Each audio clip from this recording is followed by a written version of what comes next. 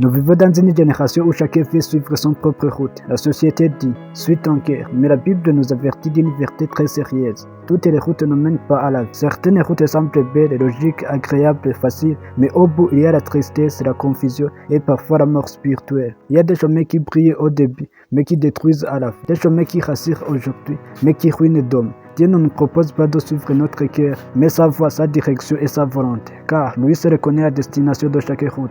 Il existe des routes qui paraissent bonnes, mais qui mènent à la ruine. Proverbe 14:12 dit « Telle voie paraît droit à un homme, mais son issue c'est la voie de la mort. » Cela veut dire qu'on peut être sincère, mais sur la mauvaise route. On peut être convaincu, mais dans la mauvaise direction. On peut avancer vite, mais vers la mauvaise destination. La sincérité ne sauve pas, la vitesse ne sauve pas, mais c'est la route qui détermine la fin. La route de Dieu n'est pas toujours facile, mais elle conduit toujours à la vie. Le chemin de Dieu n'est pas le plus large ni le plus confortable. Il n'est pas toujours populaire. Parfois, il demande de renoncer, de persévérer, de marcher par la foi et non pas par la vie. Mais ce chemin-là est le seul qui conduit à la paix, à la joie durable, à la bénédiction, à la vie éternelle et à l'accomplissement du destin. Matthieu 7,14 dit « Mais étroite est la porte, resserrez le chemin qui mène à la vie, et il n'y a peu qui le trouve. Ce chemin semble petit, mais il ouvre sur une grande vie. Nous voyons l'apparence du chemin, mais Dieu voit l'avenir du chemin. Nous voyons le début, mais Dieu voit la fin. Nous voyons le confort immédiat, mais Dieu voit les conséquences éternelles. C'est pour cela que marcher sans Dieu est dangereux. Tu peux choisir une route parce qu'elle te semble brillante, alors qu'elle cache des pièges spirituels, des blessures émotionnelles, des pertes et des regrets. Dieu ne se trompe pas, il connaît les virages d'Odom, les tempêtes d'Odom et les rencontres d'Odom. Il sait que le chemin protégera ton cœur et accomplira ton avenir.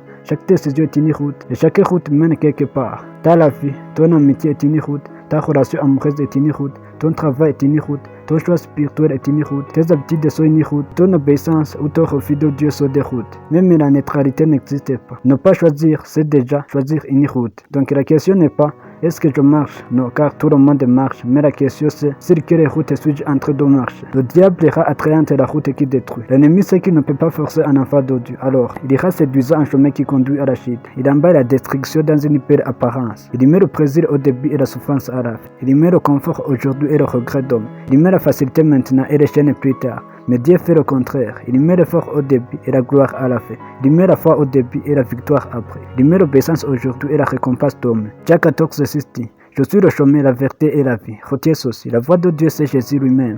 Dieu n'a pas donné une carte, il a donné une personne. Il n'a pas donné un chemin philosophique, mais un sauveur qui est Jésus. Donc, suivre Jésus, c'est être sur la bonne route. Marcher selon sa parole, c'est avancer vers la vie. Obéir à sa voix, c'est éviter les pièges. Vivre dans sa présence, c'est rester sur la direction parfaite. La route qui conduit à la vie n'est pas une idée, c'est une relation avec Jésus-Christ. Et le Saint-Esprit, c'est le GPS divin qui nous garde sur la bonne route. Ça, le Saint-Esprit, même avec de bonnes intentions, on peut dévier. Même avec un cœur sincère, on peut se perdre. Même avec la bonne volonté, on peut suivre nos émotions au lieu de Dieu. Mais lorsque le Saint-Esprit habite en toi, il te dirige, il t'alerte, il te guide, il te redresse et il t'éclaire. Psaume 32, verset 8 déclare « Je te montrerai la voie que tu dois suivre. » Alors, cherchez le Saint-Esprit afin qu'il te montre la voie que tu dois suivre.